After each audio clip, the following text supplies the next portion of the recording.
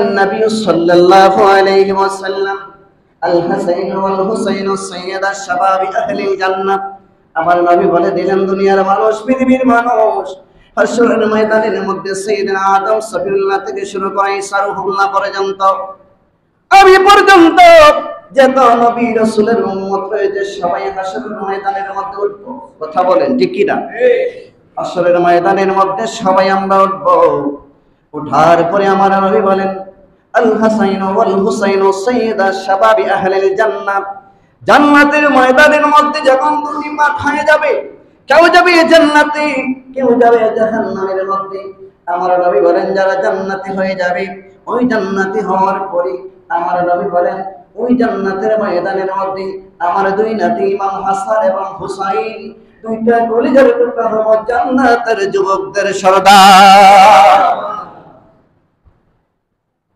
আল্লাহ নবী পাক রউফুর রহিম সুবহানাহু কায়নাত সরকারে দু আলম আল্লাহ রাব্বুল আলামিনের হাবিব খুদা সাল্লাল্লাহু আলাইহি ওয়াসাল্লাম উনি কেমন করে নবী পাকের আমলাতকে মহব্বত করতেন নবী পাক কেমন করে মহব্বত করতেন নবীর নাতিদেরকে কেমন করে নবী পাকের নাতিদেরকে নবী পাক মহব্বত করতেন গভীর মনোযোগ নবী পাক এমন ভাবে মহব্বত করতেন হাদিস শরীফ প্রমাণ করে নবী পাক যখন সিজদার মধ্যে গেলেন সিজদার মধ্যে যাওয়ার সাথে সাথে ইমাম হাসান রাদিয়াল্লাহু তাআলা উনি এসে নবীজির গর্দানের মধ্যে বসে গেলেন নবী পাকের গর্দানের মধ্যে যখন ইমাম হাসান রাদিয়াল্লাহু তাআলা আনহু বসে গেলেন আমার নবী পাক সের মুবারক জমিন থেকে নবীজির কফল মুবারক উঠানোর জন্য চেষ্টা করলেন আমার আল্লাহ ডাক দিয়া কই জিবরাইল জলদি করে যা ইমাম হাসান যত সময় পর্যন্ত ইচ্ছা করে নবীজির গর্দান মুবারক থেকে না নামে তত সময় পর্যন্ত যেন আমার বন্ধু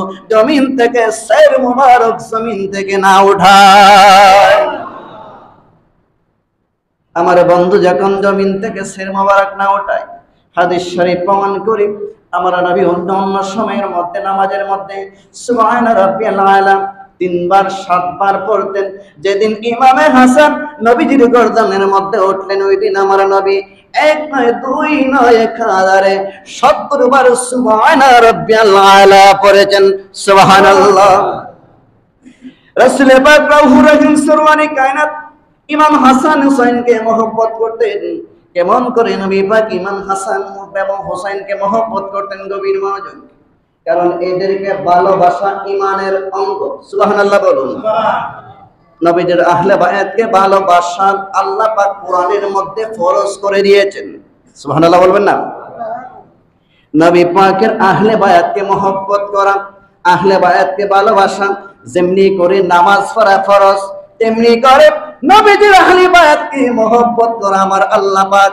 যেমনি ভাবে কোরআনের মধ্যে ফরজ করে দিয়েছেন নামাজ এমনি ভাবে নবীজির আহলে বায়াতকে মহব্বত করার জন্য আল্লাহ পাক কোরআনের মধ্যে আপনি আমার জন্য ফরজ করে দিয়েছেন সুবহানাল্লাহ কেমন করে আল্লাহ পাক ফরজ করে দিয়েছেন আর আমার নবী পাক কেমন করে নবীজি আহলে বায়াতকে মহব্বত করতেন আমার নবী পাকের নাতি ইমাম হাসান এবং হুসাইনকে কেমন করে মহব্বত করতেন ইমাম হাসান এবং হুসাইন ওই দুই ভাই আমার নবী পাক কেমন করে মহব্বত করতেন ইমাম হাসান এবং হুসাইনের পিতার নাম কি সকলে বলেন শুনি হযরতে আলী যিনি হচ্ছেন ৪র্থ নম্বর খলিফা কয় নম্বর খলিফা ৪র্থ নম্বর মানে ৪ নম্বর খলিফা ৪ নম্বর খলিফাদের নাম ওনার নাম হলো মাওলানা আলী কায়নাত সুবহানাল্লাহ বলুন আলী রাদিয়াল্লাহু তাআলা আলী রাদিয়াল্লাহু তাআলা দুই ছেলে হলো ইমাম হাসান এবং হুসাইন এদের ইমাম হাসান এবং হুসাইনের মার নাম কি ফাতেমা রাদিয়াল্লাহু তাআলা আনহা সুবহানাল্লাহ বলুন ফাতেমা রাদিয়াল্লাহু তাআলা আনহা হলো ইমাম হাসান এবং হুসাইনের মা উনার কেমন মর্যাদা আমরা খুতবার মধ্যে পড়ি হাদিস শরীফের মধ্যে পড়ি সাইয়্যিদাতুন নিসাইল জান্নাহ ইমাম হাসান এবং হুসাইন হলেন জান্নাতের প্রত্যেকদের যুবকদের সর্দার সাইয়্যিদাতুন নিসাইল জান্নাহ সমস্ত জান্নাতের রমণীদের সর্দার হলেন ফাতুরে জান্নাত বা ফাতেমাতুজ জাহরা রাদিয়াল্লাহু তাআলা আনহা বন্ধুরা আমার আমার নবী পাক ইমাম হাসান এবং হুসাইনকে কেমন করে মহব্বত করতেন। আহলে বায়াত কি, কারণ আল্লাহ বলেছেন লাকাদ কানা লাকুম রাসূলুল্লাহি ফি উসওয়াতুন হাসানা। আল্লাহ বলেছেন এই দুনিয়ার মানুষ, পৃথিবীর মানুষ, আমার বন্ধুর আদর্শ হলো তোমাদের জন্য উত্তম আদর্শ।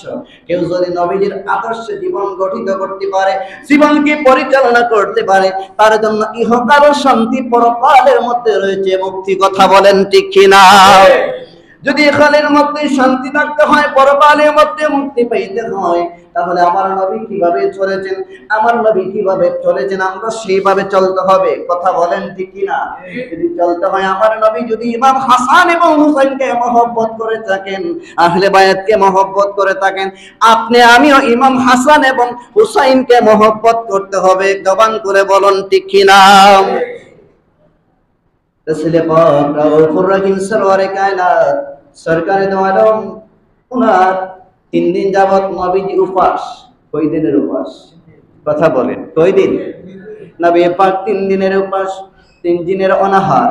নবী পাক পেটের মধ্যে পাথর বেঁধে আমার নবী গেলেন ইমাম হাসান এবং হুসাইন।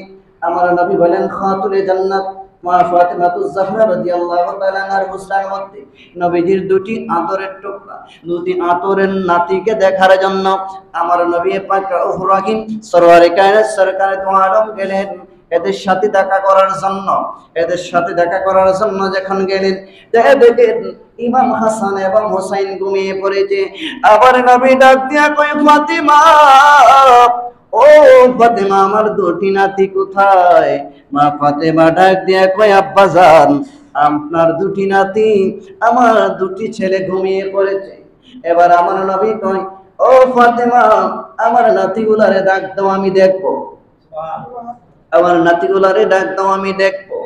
ইমাম ফাতিমাতুজ জাহরা রাদিয়াল্লাহু তাআলা আনহা বলেন, আব্বাজান, এদেরকে ডাক দেওয়া যাবে না, ওরা খানা খায় না, ওরা পেটের খিদে ছটফট ছটফট করতে করতে ঘুমিয়ে পড়েছে। আমার নবী বলে, ফাতিমা, ও ফাতিমা, তারা কেন খানা খায় না?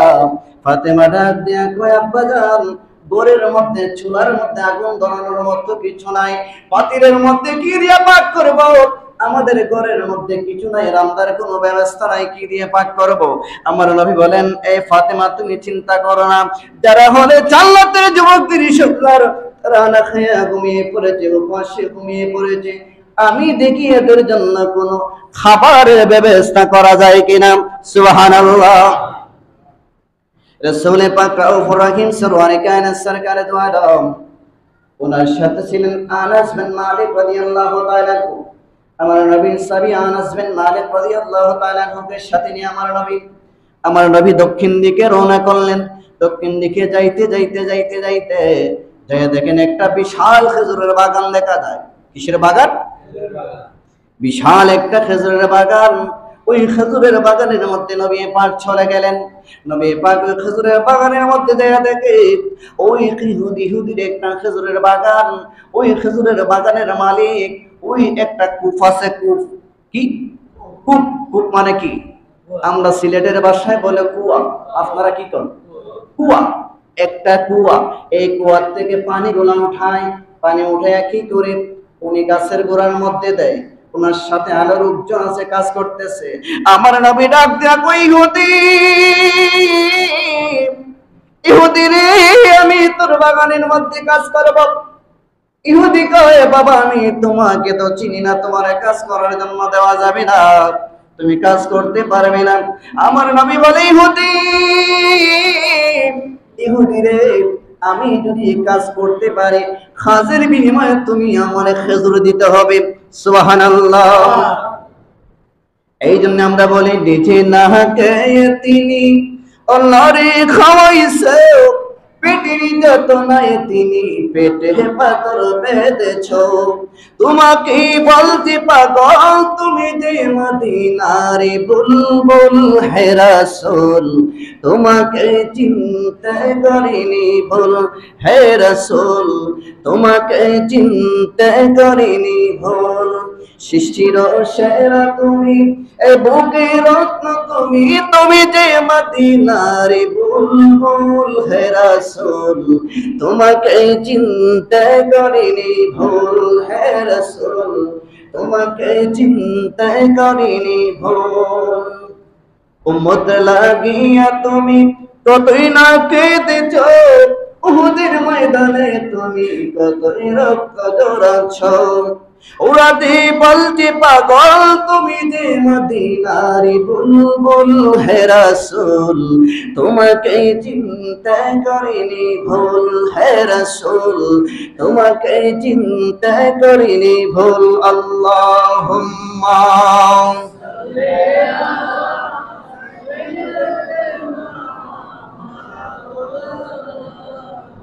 محمد وعلى علي سيدنا।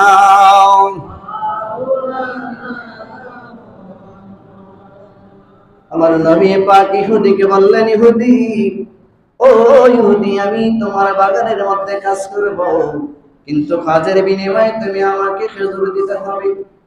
আমার নবী পাক ইহুদির সাথে যখন কন্টাক্ট করলেন, ইহুদি বলল ঠিক আছে, আপনি যদি কাজ ভালো করে করতে পারেন তাহলে আপনাকে আমি খেজুর দেব, আর যদি ভালো করে কাজ না করতে পারেন আমি আপনাকে খেজুর দিব না। এবার আপনাদের কাছে আমার প্রশ্ন, আমার নবী পাক করতে পারবে কি পারবে না? এই কথা বলুন, পারবে কি পারবে না? আমার নবী পাক, আল্লাহ পাক আমার নবীকে শুধু